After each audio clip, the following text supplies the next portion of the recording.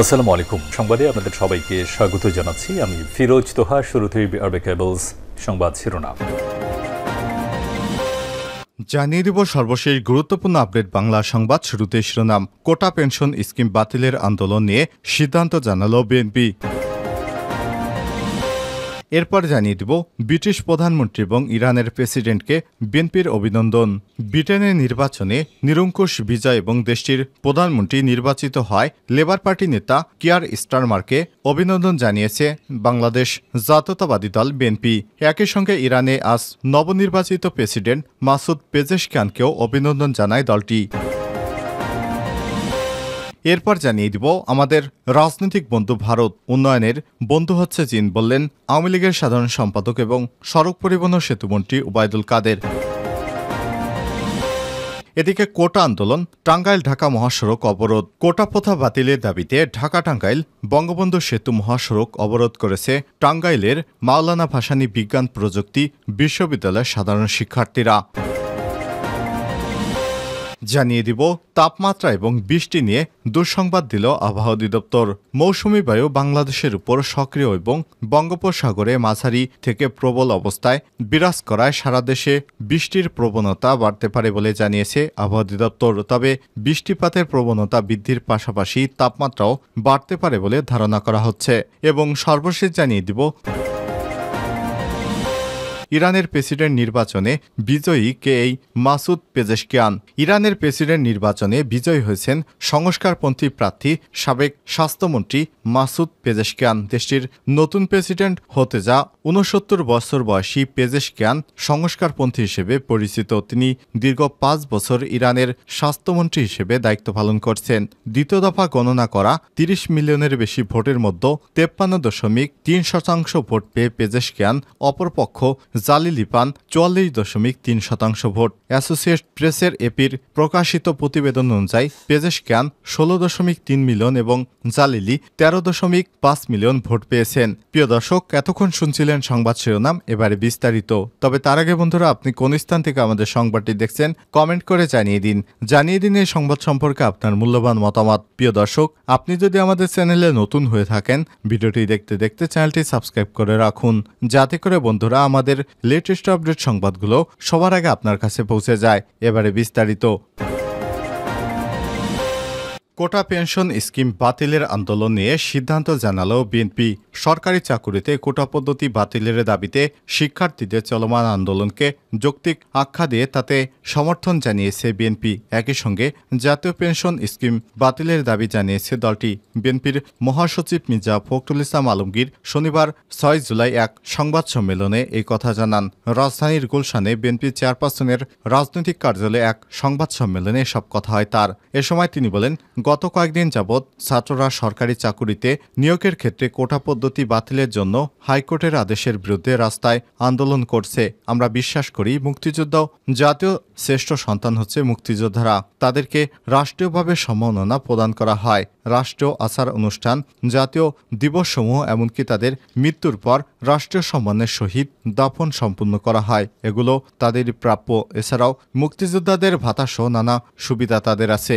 বিএনপির মহাসচিব বলেন, স্বাধীনতা ঘোষণাপত্রের ভিত্তিতে মুক্তিযুদ্ধের অর্থাৎ স্বাধীনতা যুদ্ধের প্রধান অঙ্গীকার ছিল সাম্য, মানবাধিকার, মর্যাদা এবং সামাজিক সুবিচার নিশ্চিত করা, বৈষম্যহীন রাষ্ট্র এবং সমাজ বিনির্মাণ করা, সাংবিধানিকভাবে এবং আইনের দৃষ্টিতে সকল নাগরিক সমান। কিন্তু সংবিধানের ২৮/৪ এবং ২৯/৩ অনুচ্ছেদ অনুযায়ী নারী ও নাগরিকদের পিছিয়ে পড়া অংশ এবং প্রকৃত মুক্তিযোদ্ধা ও শারীরিক প্রতিবন্ধী এর বাহিরে ব্যতিক্রম হিসেবে কিছু সংরক্ষণ ব্যবস্থা রাখা যেতে পারে। ৫৬% কোটা ব্যবস্থা বহাল রেখে প্রযুক্তি এবং মেধা নির্ভর বিশ্ব ব্যবস্থায় জাতি হিসেবে টিকে থাকা প্রায় অসম্ভব। প্রথম, দ্বিতীয় এবং তৃতীয়, চতুর্থ শ্রেণী সহ কোন শ্রেণীতেই কোটা পদ্ধতি মেধার বিকাশে সহায়তা হতে পারে না। মেধাভিত্তিক বৈষম্যহীন জাতি এবং সমাজ বিনির্মাণে মুক্তিযুদ্ধের অঙ্গীকারের সঙ্গে সাংঘর্ষিক। মির্জা ফখরুল বলেন, বর্তমান অবৈধ অনির্বাচিত কর্তৃত্ববাদী সরকার বিচার বিভাগকে ব্যবহার করে, অর্থাৎ আদালতের ঘাড়ে বন্দুক রেখে জনগণের ন্যায্য দাবি সমূহ দমিয়ে রাখার ঘৃণ্য পুরনো কৌশলই ছাত্র সমাজের ন্যায্য আন্দোলনকে দমানোর অপচেষ্টায় লিপ্ত রয়েছে। একবিংশ শতাব্দীর এই সময় এসে প্রযুক্তি এবং জ্ঞান ভিত্তিক বৈশ্বিক ব্যবস্থায় টিকে থাকতে হলে মেধাভিত্তিক রাষ্ট্র ব্যবস্থা প্রতিষ্ঠার কোনো বিকল্প নেই। তাই সাধারণ ছাত্র সমাজের কোটা সংস্কার আন্দোলনের ন্যায্য এবং যৌক্তিক দাবিসমূহের সঙ্গে আমরা একমত রয়েছি। এ সময় তিনি বলেন, আইন এবং বিচার বিভাগের দোহাই দিয়ে ছাত্র সমাজের যৌক্তিক দাবিসমূহকে দমানোর সকল অপচেষ্টায় ব্যর্থ হবে বলে আমরা বিশ্বাস করি। কারণ ইতিহাসের শিক্ষা হচ্ছে জনগণের ন্যায়সঙ্গত আন্দোলন কখনোই দমানো যায় না। আমরা আশা করছি সরকার সময় থাকতে ছাত্র সমাজের যৌক্তিক এবং ন্যায্য দাবিসমূহ মেনে নেবে। ছাত্রদের ন্যায়সঙ্গত যৌক্তিক দাবি মেনে নিয়ে এই সমস্যা সমাধানের জন্য আহ্বান জানাচ্ছি। সাবেক এই মন্ত্রী আরও বলেন, আমরা অত্যন্ত উদ্বেগের সঙ্গে লক্ষ্য করছি দেশের সব কয়েকটি পাবলিক বিশ্ববিদ্যালয়ের সকল শিক্ষক এবং কর্মচারী সম্প্রতি শিক্ষা কার্যক্রম বন্ধ করে দিয়েছে। সর্বজনীন পেনশন স্কিম চালু করার জন্য দেশের সকল পাবলিক বিশ্ববিদ্যালয়গুলোতে শিক্ষক এবং কর্মচারীদের সম্পৃক্ত করে সরকারি পরিপত্র জারি করা হয়েছে। এই বিষয়টি নিয়ে ক্ষুব্ধ বাংলাদেশের পাবলিক বিশ্ববিদ্যালয়ের শিক্ষক সম্প্রদায় এবং কর্মচারীবৃন্দ এই স্মারক প্রত্যাখ্যান করেছে এবং এর প্রতিবাদ করেছে। সকল শিক্ষা প্রতিষ্ঠানে শিক্ষাদান, পরীক্ষা গ্রহণ সহ সকল প্রকার কর্মকাণ্ড বন্ধ রেখেছে। উচ্চশিক্ষা এবং প্রতিষ্ঠানগুলোয় একটা অচলাবস্থা সৃষ্টি হয়েছে। এটা জাতির জন্য অত্যন্ত উদ্বেগজনক। প্রকৃতপক্ষে এটি একটি দেউলিয়া সরকারের দুর্নীতির আরও একটি পথ খুলে দেওয়া হয়েছে। মির্জা ফখরুল বলেন, আরও সর্বজনীন পেনশন স্কিমের 4টি প্রকল্পের এ পর্যন্ত প্রায় 18 কোটি জনগণের মধ্যে 40,000 আবেদন পড়েছে বলে গণমাধ্যম সূত্র বিবিসি প্রকাশিত হয়েছে। সাবেক অর্থমন্ত্রী লোটাস কামাল সংসদে এই বিল উত্থাপনের ভাষণে বলেছিলেন, সর্বজনীন পেনশন স্কিমের টাকা রাখবার জন্য সরকার জায়গা খুঁজে পাবে না।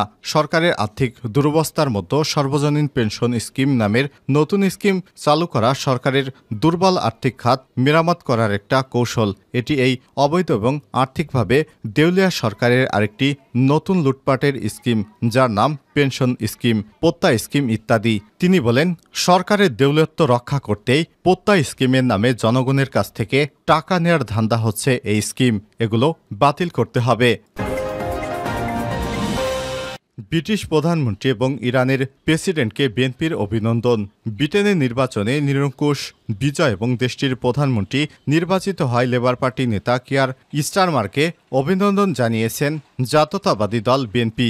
একই সঙ্গে ইরানের নবনির্বাচিত প্রেসিডেন্ট মাসুদ পেজেশকিয়ানকেও অভিনন্দন জানিয়েছে দলটি। শনিবার 6 জুলাই আজ দুপুরে রাজধানীর গুলশানে বিএনপির চেয়ারপারসনের রাজনৈতিক কার্যালয়ে এক সংবাদ সম্মেলনে বিএনপির মহাসচিব মির্জা ফখরুল ইসলাম আলমগীর এই অভিনন্দন জানান দলের পক্ষ থেকে। আমাদের রাজনৈতিক বন্ধু ভারত, উন্নয়নের সঙ্গী চীন, বললেন কাদের। ভারত বাংলাদেশের রাজনৈতিক বন্ধু আর চীন বাংলাদেশের উন্নয়নের বন্ধু বলে মন্তব্য করেছেন সড়ক পরিবহন ও সেতুমন্ত্রী ওবায়দুল কাদের। তিনি বলেছেন, এদেশে বহু উন্নয়নে চীনের অবদান রয়েছে। শনিবার 6 জুলাই রাজধানীর বেলি রোডের শেখ হাসিনা পার্বত্য চট্টগ্রাম ঐতিহ্য এবং গবেষণা কেন্দ্রে ফলমেলার উদ্বোধনী অনুষ্ঠানে তিনি এসব কথা বলেন। ওবায়দুল কাদের বলেন, ভারতের সঙ্গে সম্পর্ক ভালো রয়েছে আমাদের। এতে সুবিধা যেমন পেয়েছি, তেমনি অনেক কিছু আমরা আদায় করতে সক্ষম হয়েছি।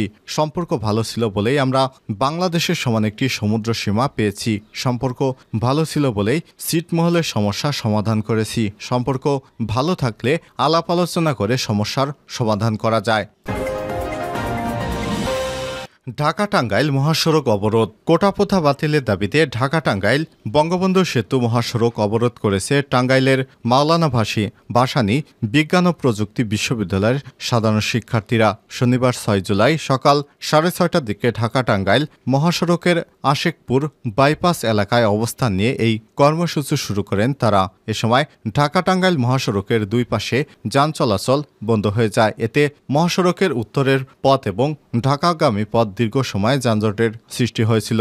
আন্দোলনরত শিক্ষার্থীরা বলেন, আমরা শিক্ষার্থীরা কখনোই সারাদিন রাস্তায় রাস্তায় আন্দোলন করতে চাই না। আমরা পড়াশোনা করতে চাই, কিন্তু আমাদের কিছু করার নেই, কারণ যে পরিমাণ কোটা তাতে দেশের মেধাবীরা চাকরি না পেয়ে দেশের বাইরে চলে যেতে বাধ্য হয়, দেশে সরকারি চাকরি করার আগ্রহ হারাবে। তাই অতি দ্রুত আমাদের দাবি মেনে কোটা বাতিলের অনুরোধ জানাচ্ছি, অন্যথায় আমরা কঠোর আন্দোলনে যাব ইনশাল্লাহ। গত 9 জুন মুক্তিযোদ্ধা কোটা পদ্ধতি বাতিলের সিদ্ধান্ত অবৈধ ঘোষণা করে হাইকোর্টের রায় স্থগিত না করে আপিল বিভাগের নিয়মিত বেঞ্চে শুনানির জন্য পাঠিয়ে দেয় চেম্বার আদালত। ওই দিন আদালতে রিটের পক্ষে শুনানি করেন জ্যেষ্ঠ আইনজীবী মোতাহার হোসেন সাজু।